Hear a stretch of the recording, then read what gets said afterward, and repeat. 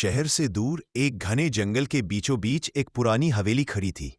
लोग कहते थे कि वहां रात के समय अजीब आवाजें आती हैं, कभी चीखें, कभी रोने की आवाज और कभी किसी के कदमों की खामोश गूंज।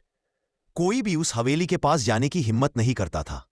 पर एक दिन 3 दोस्त, राहुल, समीर और मोहित, ने हिम्मत करते हुए वहां जाने का फैसला किया।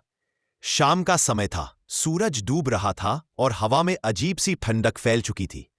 जब तीनों हवेली के पास पहुंचे, दरवाजा अपने आप चरचराकर खुल गया।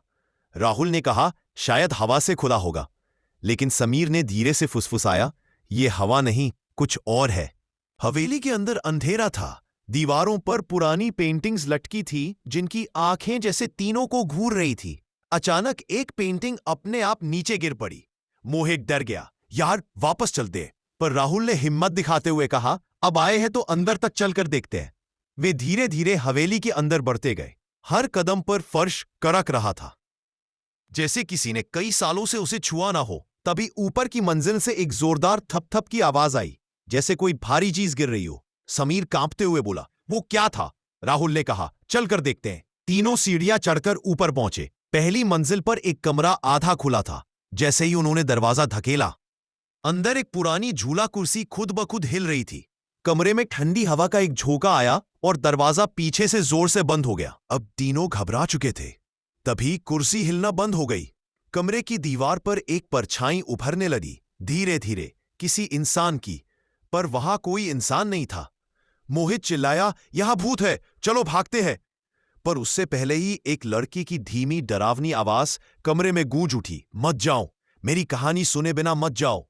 तीनों के पैर जमीन में जड़ हो गए। अचानक कमरे के कोने में एक सफेद साया बनने लगा, धीरे धीरे, मानो धुंध इंसानी शक्ल ले रही हो। वह एक लड़की का चेहरा था, आंखें खाली, गालों पर सूखे आंसुओं के निशान।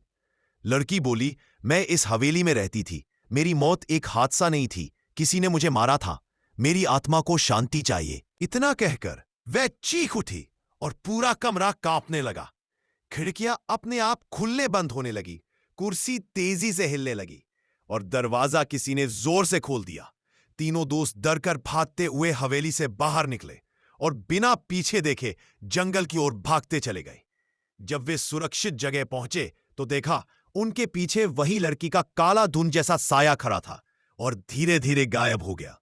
आज भी लोग कहते हैं कि जो भी उस